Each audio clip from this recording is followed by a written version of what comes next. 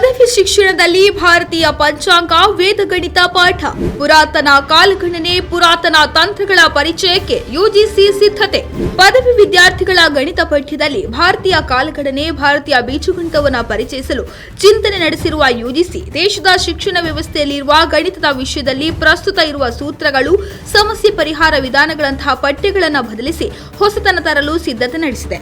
ಅದರಂತೆ ಪದವಿ ಶಿಕ್ಷಣಕ್ಕೆ ಯುಜಿಸಿ ಸಿದ್ಧಪಡಿಸಿರುವ ಕರಡು ಪಠ್ಯಕ್ರಮದಲ್ಲಿ ಭಾರತೀಯ ಗಣಿತಶಾಸ್ತ್ರ ಪರಂಪರೆಯನ್ನ ಸೇರ್ಪಡೆ ಮಾಡಿದೆ.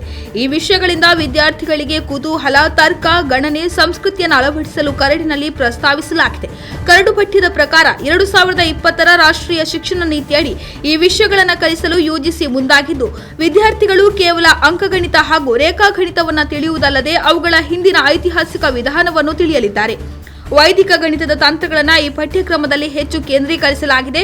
ಇದಲ್ಲದೆ ವಿದ್ಯಾರ್ಥಿಗಳು ಭಾರತೀಯ ಪಂಚಾಂಗದ ಬಗ್ಗೆ ಹಾಗೂ ಪಂಚಾಂಗದಲ್ಲಿ ಹಬ್ಬ ಹಾಗೂ ಶುಭ ದಿನಗಳಲ್ಲಿನ ಶುಭ ಮುಹೂರ್ತಗಳನ್ನು ನಿರ್ಧರಿಸುವ ಕ್ರಮಗಳನ್ನು ಕಲಿಯಲಿದ್ದಾರೆ. ವೇದ ಕಾಲದ ಗತಿ ವಿಗತಿಗಳಿಂದ ಹಿಡಿದು ಆಧುನಿಕ ಕಾಲದ ಗ್ರೀನ್ ಕಾಲ ವಲಯ ಹಾಗೂ ಭಾರತೀಯ ಪ್ರಮಾಣಿತ ಸಮಯವರೆಗೂ ಮಾಹಿತಿ ಇರಲಿದೆ. ಸೂರ್ಯ ಸಿದ್ಧಾಂತ ಹಾಗೂ ಆರ್ಯಭಟೀಯಂ ಬಗ್ಗೆ ಮಾಹಿತಿ ಇರಲಿದ್ದು, ಇವು ಕಾಸ್ಟಿಕ್ ಸಂಯೋಜನೆ, ಯುಗ, ಕಲ್ಪ, ಬ್ರಹ್ಮ ವರ್ಷ, ವಿಷ್ಣು ವರ್ಷ, ಶಿವ ವರ್ಷಗಳನ್ನು ಪರಿಚಯಿಸಲಿವೆ.